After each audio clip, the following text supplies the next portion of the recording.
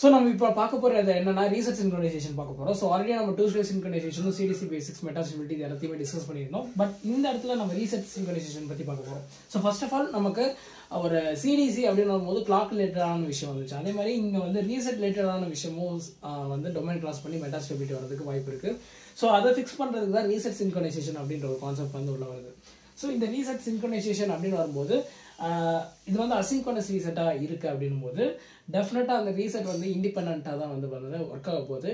Means without the dependency of clock we can means release the reset and assert the reset அப்படின்னு சொல்லலாம். So இந்த reset assertion and டிஅசெஷன் எந்த டைமில் வந்து நம்ம சின்க்ரோனைஸ் பண்ணி டிஅசெட் பண்ணணும், எந்த டைம் சின்க்ரோனைஸ் பண்ண தேவையில்லை அப்படின்ற விஷயம் எல்லாத்தையுமே நம்ம வந்து நெக்ஸ்ட் வீடியோவில் பார்ப்போம். ஸோ இப்போ வந்து ரீசெட் சின்க்ரோனைசேஷன் பற்றி மட்டும் நம்ம ஃபஸ்ட்டு பார்க்கலாம். ஸோ ஃபர்ஸ்ட் ஆஃப் ஆல் இந்த இடத்துல நீங்கள் தெரிஞ்சுக்க வேண்டிய ஃபர்ஸ்ட் பேசிக் என்னன்னா, இங்கேயும் வந்து 2-stage சின்க்ரோனைசேஷன் மாதிரி தான் லாஜிக் இருக்கும். நீங்கள் பார்த்துருந்தீங்கன்னா 2 D ஃபிளிப் ஃப்ளாப் இருக்கும். ஸோ நான் டெஸ்டினேஷன் கிளாக் வந்து நான் ஆஸ் யூஷுவல் பண்ணியிருப்பேன். ஸோ இந்த இடத்துல எனக்கு ஃபர்ஸ்ட் ஃப்ளாப் வந்து மெட்டாஸ்டபிலிட்டி வந்துருந்துச்சுன்னா நம்ம அதை வந்து ஈஸியாக வந்து செகண்ட் ஃப்ளாப்பில் வந்து இக்னோர் பண்ண முடியும். என்னால் நெக்ஸ்ட் ஸ்டேபிளான டேட்டாவை தான் நம்ம எடுக்க முடியும். ஸோ இது எல்லாமே நமக்கு தெரியும். பட் நம்ம டேட்டா சின்க்ரோனைசேஷன் பற்றி தான் இப்போ டிஸ்கஸ் பண்ணியிருந்தோம். இந்த இடத்துல டேட்டா நார்மல் 2-stage சின்க்ரோனைசேஷனுக்கு இதுக்கு பேசிக் டிஃபரன்ஸ் என்ன அப்படின்னு கேட்டிங்கன்னா, இந்த இடத்துல நான் வந்து 1 டைப் பண்ணிடுவேன். ஸோ டேட்டா சிக்னல்லேயே எனக்கு வந்து 1 டைப் பண்ணிடுவேன். அப்போ நான் வந்து எப்போ ஆக்சுவலி நான் எதை சின்க்ரோனைஸ் பண்ணணும், ரீசெட் தான் சின்க்ரோனைஸ் பண்ணணும். ஸோ அப்போ அந்த ரீசெட்டை தான் அந்த ஃப்ளாப்புக்கு நான் கொடுக்கணும். ஸோ இப்போ ஆக்சுவலாக என்ன பண்ண போகிறேன் அப்படின்னு கேட்டிங்கன்னா, ஒரு டேட்டா சிக்னலை வச்சு நான் சின்க்ரோனைஸ் பண்ணுற மாதிரி ஒரு ஃப்ளாப்புக்கு நான் ஒரு ரீசெட்டையே என்னால் சின்க்ரோனைஸ் பண்ண முடியும். பிகாஸ் இப்போ நான் ரீசெட்டை வந்து இந்த இடத்துல டேட்டா சிக்னலாக கொடுக்கல. இதுதான் ஃபர்ஸ்ட் பேசிக் டிஃபரன்ஸ். ஓகேங்களா? ஸோ அப்போ அந்த ஃப்ளாப்புக்குன்ற ரீசெட்லேயே என்னோட ரீசெட்டை நான் கொடுத்துருவேன். எந்த ரீசெட் சின்க்ரோனைஸ் பண்ணுமோ அந்த ரீசெட்டை கொடுத்துருவேன். ஆல்வேஸ் நான் வந்து 1 வந்து என்னோட டேட்டா பின்ல இருக்கும் அப்படின்னு சொல்லலாம். ஸோ இப்போ நீங்கள் யோசிச்சு பார்த்தீங்கன்னா, நான் ஒன்ஸ் ரீசெட்டை ரிலீஸ் பண்ணுறேன் ரியல் டைமில். ஸோ இந்த ரீசெட் ரிலீஸ் ஆகும்போது இந்த ரீசெட் எல்லாமே அசின்கோனஸ் ரீசெட்னு சொல்லிட்டேன். ஸோ ஆட்டோமேட்டிக்காக என்னோட டிசைன் அண்ட் எவ்ரி ஃபிளிப் ஃப்ளாப்ஸில் இருக்கிற நான் கனெக்ட் பண்ண ரீசெட்டுக்கு வந்து ரீசெட் வந்து அட் ஏ டைமில் வந்து பார்த்தீங்கன்னா ரிலீஸ் ஆகும் அப்படின்னு சொல்லலாம். ஸோ ஒன்ஸ் நான் ரீசெட்டை அசெட் அண்ட் ரிலீஸ் வந்து இண்டிபெண்ட்டாக நடக்க போகுது கிளாக்கோட டிபெண்டன்சி இல்லாமல். ஸோ அப்படி பார்க்கும்போது நான் ஒன்ஸ் வந்து பார்த்தீங்கன்னா நான் ரீசெட்டை வந்து ரிலீஸ் பண்ணுறேன். ஓகேங்களா? நான் ஒன்ஸ் ரீசெட்டை ரிலீஸ் பண்ணும்போது எனக்கு இந்த டேட்டா சிக்னல் அப்படின்ற ஒரு விஷயம், அதாவது இந்த 1ங்கிறது தான் எனக்கு வந்து என்னவா போகும்னா, இது ஆக்டிவ் லோ ரீசெட்டாக இப்போ கன்சிடர் பண்ணிக்கோங்க. ஸோ நான் இனிஷியலாக எனக்கு எப்படி இருக்கும், ரீசெட்டில் இருக்கும். ஸோ ரீசெட் வந்து 0ல் இருக்குன்னு வச்சுப்போம். ஸோ ரீசெட் 0லேயே இருக்குது. நான் ஒரு டைமுக்கு அப்புறம் நான் வந்து என்னோட ரீசெட்டை வந்து ரிலீஸ் பண்ணுறேன். ஸோ ரீசெட் ரிலீஸ் பண்ணும்போது இதுதான் என்னோட கிளாக் அப்படின்னா, ஸோ இண்டிபெண்ட்டாக என்னோட ரீசெட் ரிலீஸிங் வந்து நடக்குது. ஓகேங்களா? இந்த இடத்துல என்னோட ரீசெட் வந்து ரிலீஸ் ஆகுது. Because this active low reset. அதனால வந்து 0 to 1 போகும்போது நான் வந்து ரீசெட் ரிலீஸ் பண்ணுறேன்.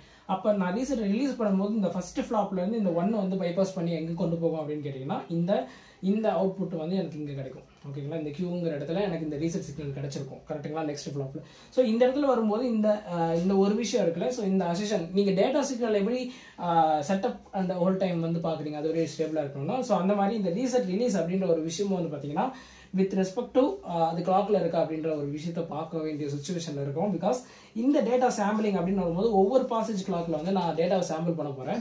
ஸோ அப்போ இந்த 1 நான் சாம்பிள் பண்ணும்போது எனக்கு என்ன வரதுக்கு சான்ஸ் இருக்கு, ஃபர்ஸ்ட் ஆஃப் ஆல் மெட்டாஸ்டபிலிட்டி வரதுக்கு சான்ஸ் இருக்கு. வை? பிகாஸ் இப்போ டேட்டா சிக்னல் மட்டும் நான் சின்க்ரோனைஸ் பண்ணணும்னு அவசியம் இல்லை.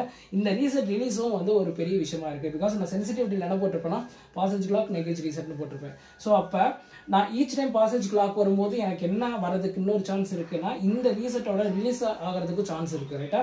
அப்போ நான் ரீசெட் ரிலீஸ் ஆகும்போது என்னோட இஃப் கண்டிஷன் சாட்டிஸ்ஃபை ஆகாமல் எல்ஸ் கண்டிஷனுக்கு போகும். ஸோ அப்போ அட் ஏ டைமில் எனக்கு வந்து எந்த டேட்டாவை எடுக்கிறதுன்ற மாதிரி ஒரு கான்ஃப்ளிக்ட் வந்து வரும்.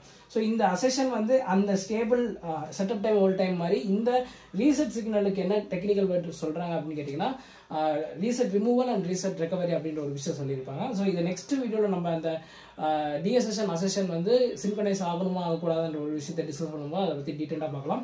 பட் அந்த சில விண்டோ பாத்தில் வந்து பார்த்தீங்கன்னா அந்த ரீசெட்டோட சேஞ்ச் வந்து நடக்கக்கூடாது. அந்த டைம் வந்து அந்த பாசேஜ் கிளாக் வரும்போது அந்த ரீசெட்டோட வந்து either it may be 0 or 1 இருக்குன்னு இந்த மாதிரி டிரான்ஸ்மிஷன் நடக்கக்கூடாது. ஸோ இந்த மாதிரி டிரான்ஸ்மிஷன் நடந்துச்சுன்னா ஃபர்ஸ்ட் ஃப்ளாப்பில் மெட்டாஸ்டபிலிட்டி வரதுக்கு சான்ஸ் இருக்கு. ஸோ அதை அவாய்ட் பண்ணுறதுக்கு நம்ம 2 ஃபிளிப் கேஸ்கேட் பண்ணிட்டு இந்த இடத்துல இந்த ரீசெட் ரிலீஸ் பண்ணும்போது இந்த 1 இந்த இடத்துல மெட்டாஸ்டபிலிட்டி வந்தாலும் நெக்ஸ்ட் ஃப்ளாப்பில் எனக்கு ஸ்டேபிளாக வித் ரெஸ்பெக்ட் டு கிளாக்லேயே வந்து இந்த ரீசெட் வந்து எனக்கு கிடைச்சிடும். ஸோ அப்படி நான் கிடைக்கும் போது அந்த ரீசெட்டை தான் வந்து பார்த்தீங்கன்னா நான் என்னோட டிசைனுக்கு யூஸ் பண்ணுற எல்லா ஃபிளிப் ஃப்ளாப்புக்கும் அனுப்புவேன். ஸோ இந்த இடத்துல நான் 1 டைப் பண்ணியிருக்கேன். நீங்கள் யோசிக்கலாம், ஃபார் எக்ஸாம்பிள் இந்த ரீசெட்டை வந்து நான் அசெட் பண்ணுறேன். ஃபார் எக்ஸாம்பிள் இந்த இடத்துல நான் ரீசெட் அசெட் பண்ணுறேன், மீன்ஸ் என்னோட ரீசெட் அசெஷன் இங்கே நடக்குதுன்னா இண்டிபெண்டா இந்த ரீசெட் எல்லா இடத்துலையுமே இருக்குது, எல்லா ஃப்ளாப்லையும் இருக்கும். என்னோட சென்சிட்டிவிட்டியில் நெகேசிட்டி ரீசெட் இருக்கும். ஸோ ஆட்டோமேட்டிக்காக நான் ஒன்ஸ் ரீசெட்டை அசெட் பண்ணும்போது ஆட்டோமேட்டிக்காக எல்லா ஃப்ளாப்புமே அசெட் ஆயிரும், மீன்ஸ் ரீசெட் ஆயிரும் அப்படின்னு சொல்லலாம். இந்த டீஅசெஷன் மீன்ஸ் நான் ரீசெட் ரிலீஸ் பண்ணுற விஷயம் மட்டும் எதை பேஸ் பண்ணி நடக்கும் அப்படின்னா இந்த கிளாக்கை பேஸ் பண்ணி நடக்கும். இது ஏன் அப்படின்றத நம்ம டீட்டெயிலாக நெக்ஸ்ட் வீடியோவில் டீட்டெயிலாக பார்ப்போம். இந்த இடத்துல இன்னொரு விஷயம் நீங்கள் தெரிஞ்சுக்க வேண்டிய என்னன்னா, நான் இந்த இடத்துல ரீசெட் ரிலீஸ் பண்ணும்போது என்னோட 1 பின் அப்படியே ராவாக வந்து ரீசெட்டாக இங்கே ஆக்ட் ஆகும். இந்த இடத்துல டேட்டா பின் 1 வந்து எனக்கு ஆட்டோமேட்டிக்காக ரீசெட் சிக்னலாக இந்த இடத்துல சின்கனைஸான ரீசெட்டாக எனக்கு வந்து வெளியில் வந்துடும். இன்கேஸ் நான் ரீசெட்டை ரிலீஸ் பண்ணும்போது மீன்ஸ் அசெட் பண்ணும்போது என்னோட ஃப்ளாப்பும் 0 ஆயிரும். அப்போ இந்த சிக்னலும் 0 ஆயிரும், இந்த சிக்னலும் 0 ஆயிரும். இந்த 0 தான் வந்து பார்த்தீங்கன்னா என்னோட டிசைனுக்கு இருக்கிற ரீசெட்டுக்கு போகும். ஸோ ஆட்டோமேட்டிக்காக இந்த டேட்டா பின் சிக்னல் வந்து எனக்கு என்னவா ஆக்ட் ஆகுது அப்படின்னா ரீசெட்டாக ஆக்ட் ஆகுது. இந்த இடத்துல சின்கனைஸ் ரீஸ் தான். ஸோ நெக்ஸ்ட் வீடியோ சந்திக்க வேண்டும்.